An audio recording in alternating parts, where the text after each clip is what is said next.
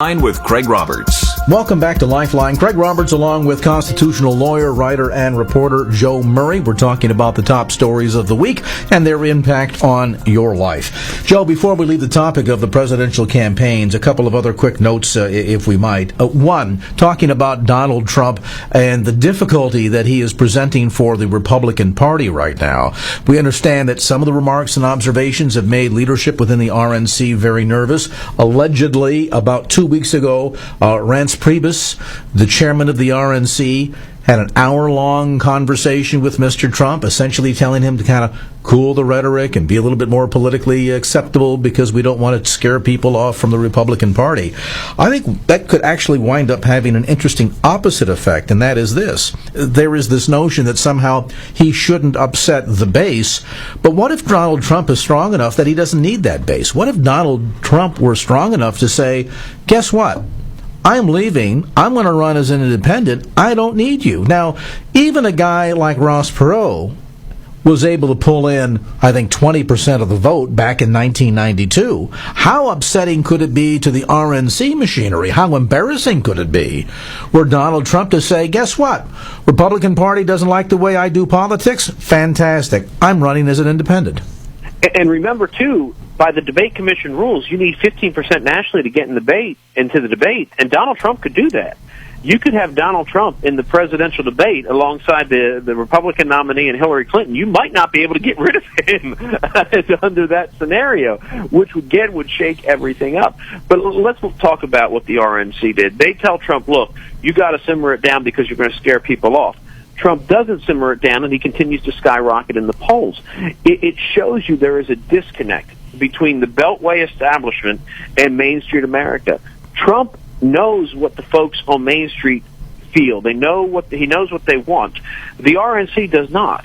The RNC is playing by the rules that the Democrats have made for them, and they're playing it safe. Trump doesn't want to play it safe. And I think the other problem that you have here, too, Craig, is that there is a strong chance that Trump could get this nomination if things continue to break his way and if he continues to do what he's doing. And if he gets this nomination, how are some of these Republicans going to walk back some of the comments they made? Bill Kristol was on ABC this week on Sunday saying Donald Trump is dead to me. He's a big Republican. If Trump gets the nomination, how can Bill Kristol go out and say, well, I support Donald Trump? I mean, you've got to be careful if you're a Republican not to go overboard in your criticism, because it will be those Republicans that fracture the base, because their words will be what is in a Hillary Clinton campaign ad as we go through November of 2000. Well, and there, of course, is the real irony that you're pointing to, and that is while there's a notion that he's busy right now upsetting and disturbing the sensibilities of RNC leadership in the Beltway, the irony is to get elected, he doesn't have to cater to that crowd. He just simply has to cater to the voting bloc. And if the voting bloc likes what they hear, likes what they see, I wouldn't altogether be surprised, at least based on the early momentum and realizing we've got 30-day track record here to look at. But if you look at this and say, all right, unless he somehow implodes on himself and he continues along this track and continues to gain momentum, he could find himself, quite frankly, as this real force to be reckoned with. Maybe even looking at that early dark horse Ross Perot back, my goodness, more than 20 years ago, gaining almost 20% of the popular vote, which is pretty significant when you consider the historical significance of that. Now here we are in 2015, 2016. Donald Trump could end up being a very serious political force to contend with, and the irony is he may force a lot of these other mamby-pamby beltway career politicians to realize, hey, we got to really start talking substance here and start talking policy and knock off a lot of the nonsense political correctness, because at the end of the day, I don't know that the voting public is as stupid as Washington, D.C. would like to think we are. And that's what is so scary for the folks at the RNC, because, Craig, how long have we been told that, hey, conservative base, we're with you, we feel you, but you're too extreme for the American people. You're not going to go over well. So you got to trust us to let us do an incrementally based conservatism where we'll give you a nugget, but we have to give the moderates and the liberals 3 nuggets to your 1 nugget, because guess what?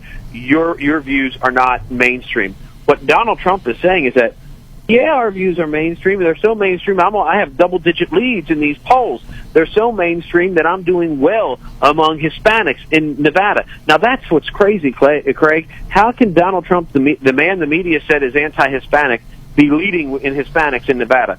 It's this type of stuff that is breaking the conventional wisdom that we've been told for so long, that you can't say this, you can't do this, you got to fall in line, you got to fold your napkins, make your bed, go and do what the RNC tells you. Trump is turning it all upside down. Whether he wins or whether he loses, and I think he has a very good shot at winning, but if he wins or loses, I think he is going to change the way at least Republican politics are conducted in the immediate future. The other issue at hand here, and it helps to dovetail into our next topic, the Iranian nuclear arms deal.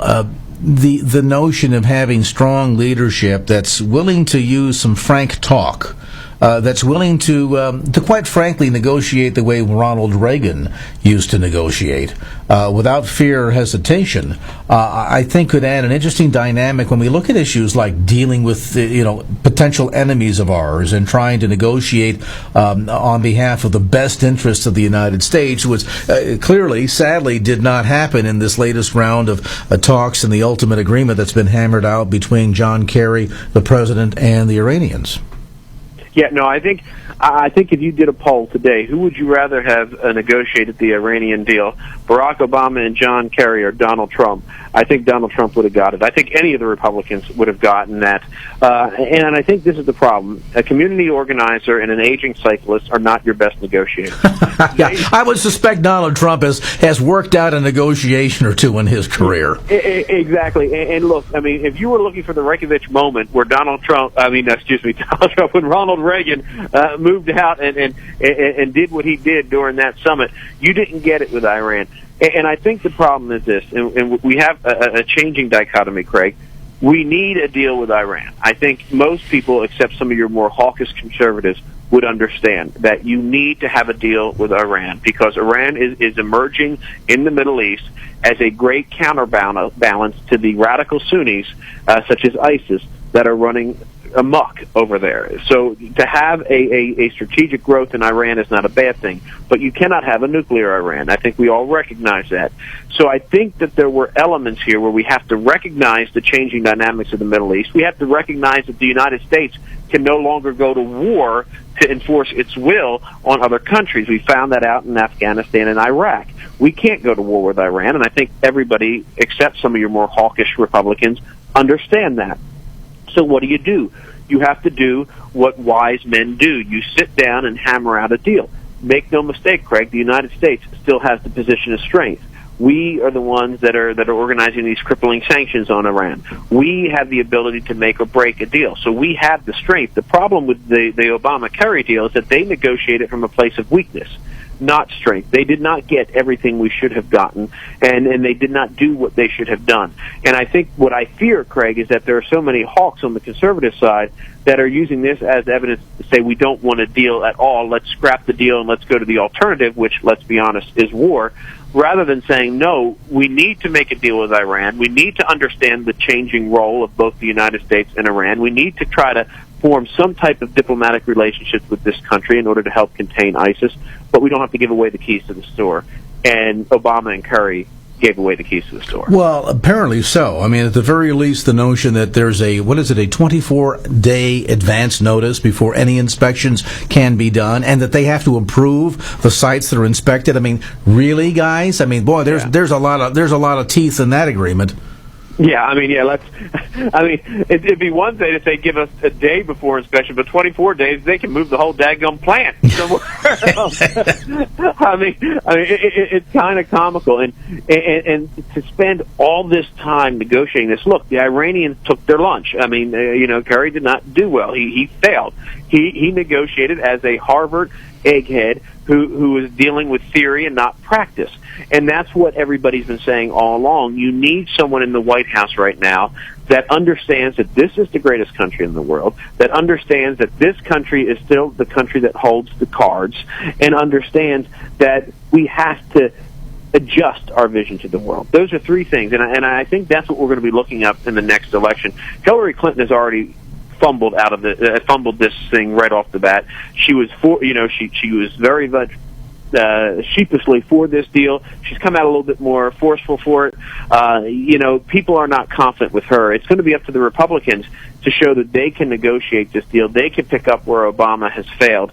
And I'm going to tell you, though, Craig, what the Republicans have to be very careful about, if their response is that we're going to scrap all the deals, slap on heavy sanctions, and go to war if need to, that is just as equally as repugnant to the American people as is the Kerry-Obama deal. And understandably so. I mean, after over a decade of Afghanistan and Iraq, which has gotten us absolutely nowhere, cost us billions of dollars and thousands of lives, that certainly has been a engagement in futility. The notion of trying to now saber rattle and actually pull the sabers out and start poking them in Tehran's chest doesn't make any sense. And I think at the end of the day, no matter how you slice it, we lose that war. We'll take a brief time out, come back to more of our conversation as our look at the Lifeline Week in Review with Joe Murray continues. Good evening.